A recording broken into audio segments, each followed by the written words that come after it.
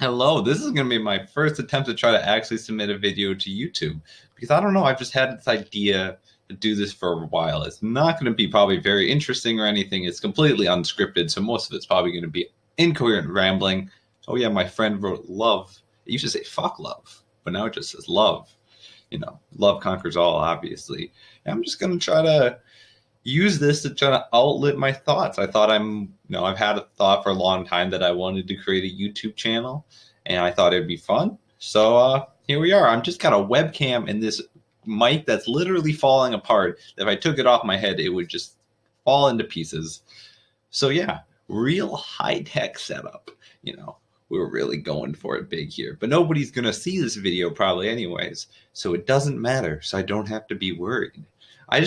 So I just kind of want to use this, I don't know, to talk about my life, talk about the things I'm going through, kind of document my experience. Because I have a journal. I think it would actually be more interesting if I was able to look back on these one day and just see how, just look back and probably cringe at myself. That's probably what's going to happen. But, you can't see my hands. I always make random hand gestures, but you can't really see the hands because I have them down here. Yes. So yeah. So what's just going on for me? It's October 24th, 2020 right now. I just finished up the GRE and got very average scores.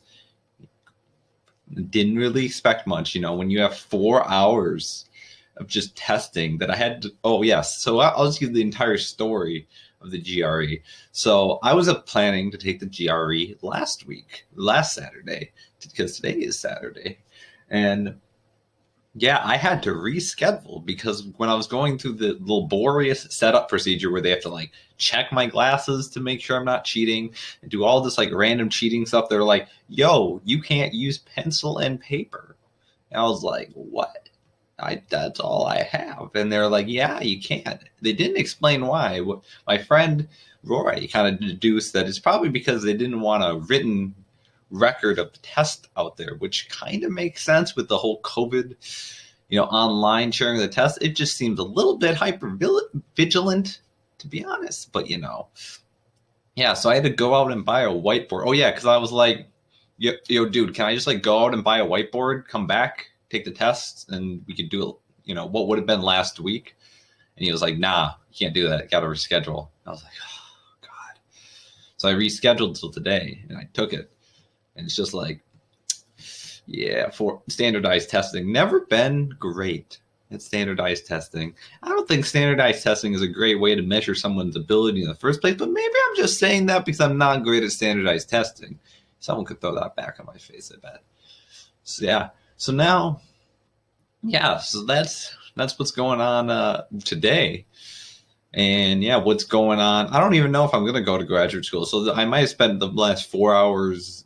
And when I say graduate school, I mean graduate school in the coming months. But I just might have wasted I don't know, $100 and 4 hours of my life. Would have actually probably added up to 6 hours. Didn't study, so that would have just been the time for last week and the time for this week. But yeah. So I don't know if I'm going to actually go to graduate school right after this, because I've been heavily considering what I want to do with my life after this. And if you would have asked me a couple months ago what I was doing, I would have said, oh, I'm going to graduate school, becoming a chemistry professor. That's what I'm doing. And then life happened. Yeah. I've heard the only the certainty in life is uncertainty. I don't like that fact very much. I don't like that fact at all. It's because, yeah. So to give some background on what happened to me in these past. So I've always been a person that completely focused on their work, completely focused on school, didn't have much life outside of school or work. I was just just working on stuff was my life. That was all that I had. And then last year, I met my first long-term girlfriend, because I've gone, most girls, I've gone on maximum 2 dates with, one, three, one. But yeah, this was my first actual relationship, and I don't know, she brought a lot of joy into my life. Yeah, a lot of joy, a I experienced a lot of new things. I tried a lot of new things. I like let loose a little bit, had some fun, tried to enjoy it more in the moment. But that ended up going south. I ended up moving in with her in at the end of last school year. So that would have been May. It was end of May, early June. I think it was early June I actually moved into of 2020. This is all during COVID. Yes, COVID's fun. My thought process is I don't know what's going on. But yeah, I moved in with her. And then our relationship steadily went downhill. And a lot of it is on me. A lot of it is on me. I it's hard for me as a person who always takes the 100% blame for me to be able to really say how much of it was on her and how much was on me, but I know that there was a considerable amount, probably more than 50% of the relationship on me. And I basically made her feel like she wasn't enough, that she wasn't good enough, which fed into like thought she already had, and it just amplified, and it was bad. So then our relationship ended in the end of June. And then what I've realized since then is that I don't really miss her in particular, like the person, but I do really miss what she represented. She represented like because we had already planned on she was going to come to graduate school with me, and we like that. So it set this like a lot of I knew the path forward. There's a lot of safety, a lot of security in that, which felt really good. Felt like I had something figured out. I finally had like some element of my life like full like under control. I had a happy future ahead of me, and then that kind of like in some ways was taken away when that relationship ended. So I spent the rest of the summer at a friend's house, just pretty much consume myself with work. Didn't do very much. I did have a birthday party where some friends got together and planned that, and that was great. I also got very drunk and cried that night. While vomiting in the toilet. I've been told that by the person that watched me do that that wasn't the first time they had seen that on their 21st birthday. But yeah, so that happened.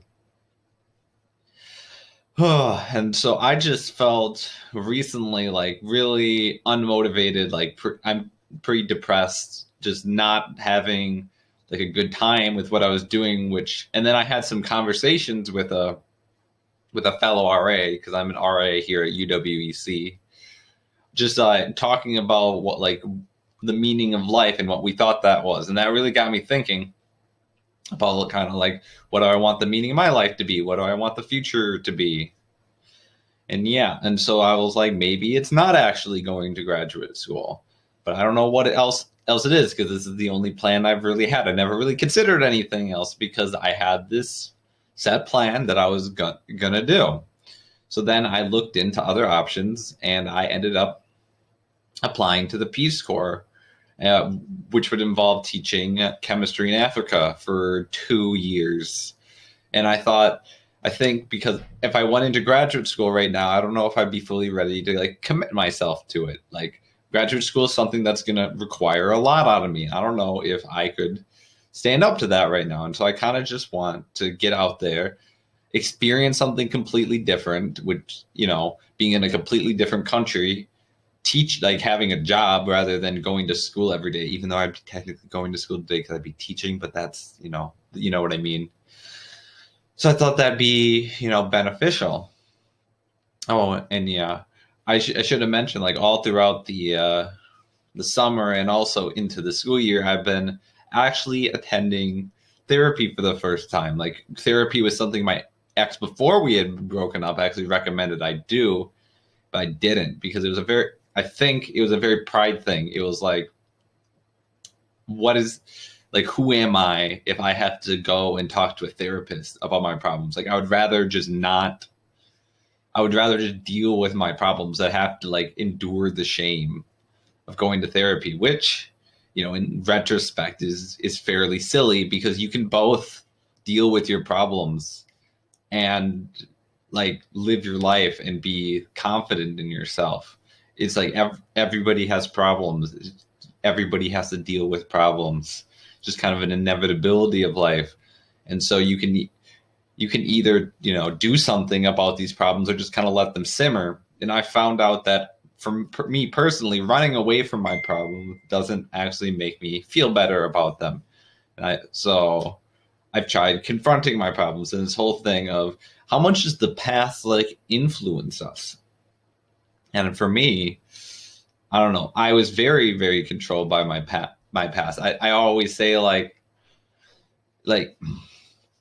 yeah, really just controlled by my past experience, not like wanting like almost to take control of my current situation.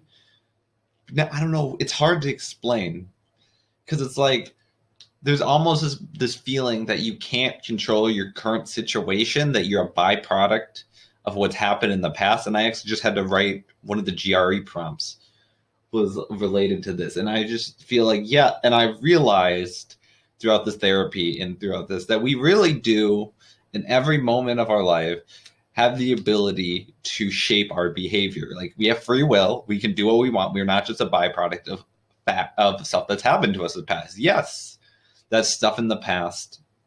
Whatever happened to us in the past, trauma, just experiences that we went through as a kid that we can't, we couldn't have controls have definitely shaped us in the way we act. But that doesn't have to be what controls us in the current moment if we don't want it to be. But it just requires a lot more active effort because you have to be thinking in a moment like, is this how I want to be acting? How would I go about changing how I'm going to act? How am I going to hold myself accountable for that change so I just don't just relapse into my old behaviors because that's what's easy? Because as humans, we often just fall into what's easy. I said this was going to be a very rambly thing. There's no coherent string here. It's just kind of like me talking, but that's kind of what I'm going for. So if anybody finds this and actually relates to it, wow, I'm surprised. Yeah. Oh, yeah. So that's what, and I don't know. There's been more stuff I've been dealing with too. There's been parent problems. There's just been me feeling very, so I actually saw a video. Okay, one thing I noticed that I do is like I'll see a video or I'll see somebody else's thoughts and I'll like adopt it as my own thoughts rather than thinking critically about what I actually think. I'll just like almost verbatim, like even if a problem I see in a video doesn't apply to me, I'll still like apply it to myself. That makes any sense. But yeah, so I saw this video though that was basically talking about how introverts, which I most certainly I am, my Myers-Briggs is INFJ, if I remember correctly. Excuse me. Introverts are actually suffering a lot more from COVID than others, than extroverts, I mean. And it was the very argument that so introverts have how I like, I don't even know if it's how I was describe it, but it's because what I've heard from other people, how they describe it. So I've adopted it as my own definition, if that makes sense. So this definition of introversion that I ascribe to, I'm not going to call it my definition because I didn't create it, is that basically introverts have like a social battery. Like we need human connection. We often like human connection. It's just that human connection wears us down. And then when we have so much human connection, we need to then have some time for ourselves to recharge that battery. And then we're ready to do it all over again. But with COVID, what's happening a lot with introverts, because extroverts, because they recharge the battery through interacting with other people and going out and doing stuff with other people. So what they're going to do is during COVID, they're still going to try to find ways to refuel that, regardless of whether that's going out and seeing people and not following like social distancing procedures, or they're going to, set up some online thing with their friends to talk and connect. Like they're still going to find ways to connect with people. But introverts, when you don't have the just natural like day-to-day human connection, we don't usually actively seek it out. So what ends up happening is that we end up having a full recharge battery that we never deplete, but it just keeps repeatedly getting charged over and over again. And we end up just like pulling away and isolating, like I say us, but I would say introverts, they're pulling away and isolating themselves from people. And isolation, I found, is not good for literally anybody.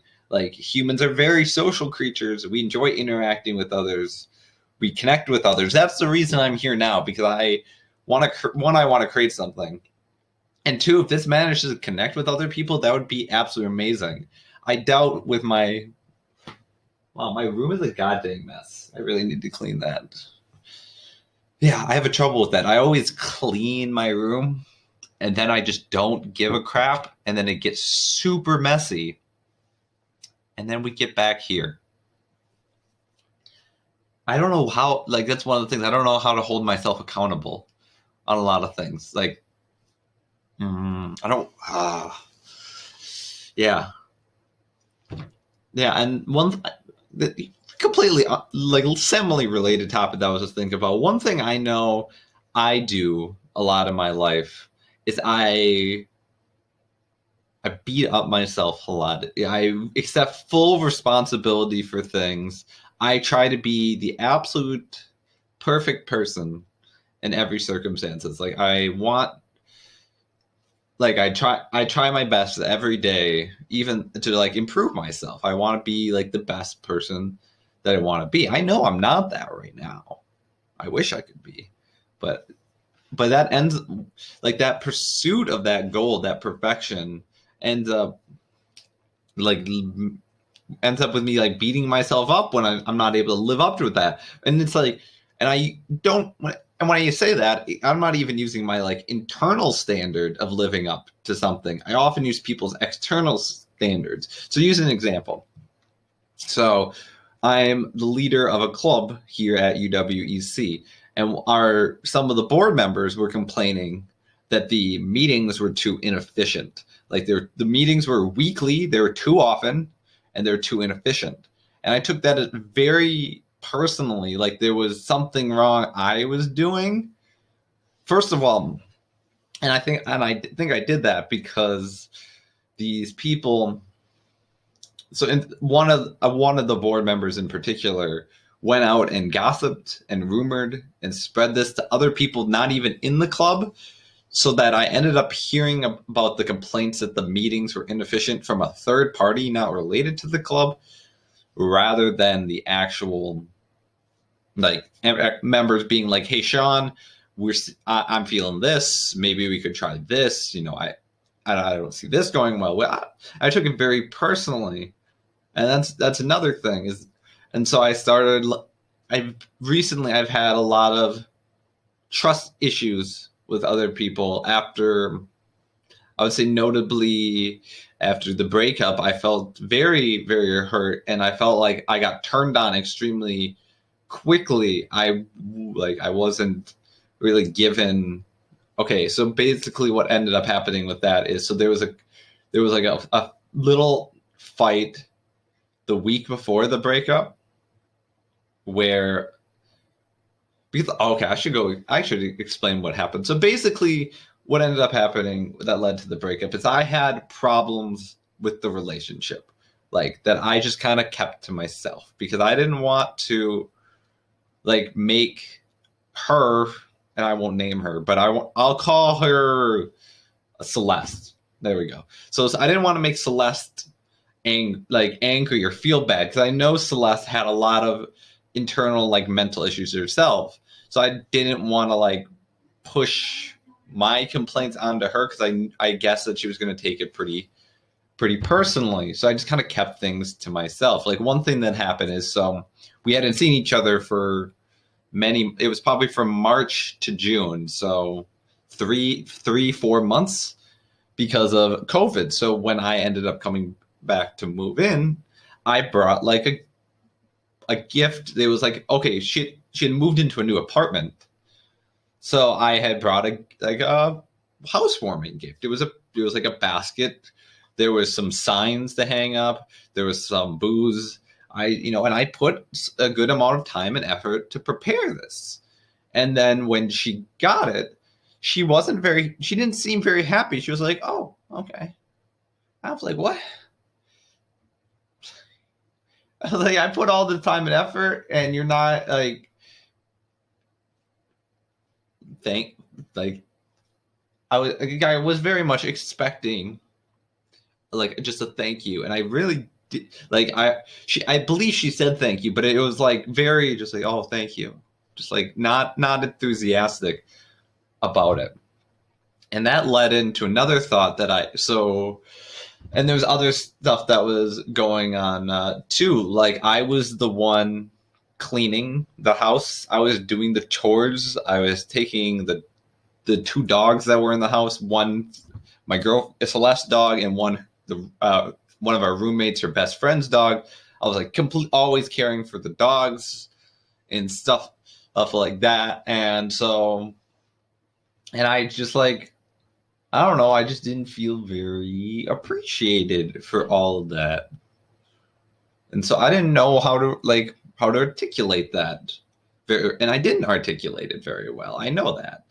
Like I ended up hurting her a lot with the way I tried to articulate it because I didn't know how to get my point across. Like I didn't know how to get so I ended up hurting her. And I'm not like that's what I was saying before. I don't think she probably handled what I was trying to say the best, but I also didn't say it the best. So I think there's fault on both sides in that respect. But I don't know.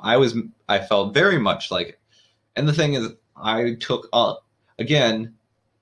My personality at that point is I took 100% responsibility. I was the bad guy. I was the asshole. I was the one who fucked up and hurt her. And yeah, so I felt I took 100% of the blame. I foisted it all on myself, and I viewed myself as like a horrible person, and that made me very sad. Yeah, very sad.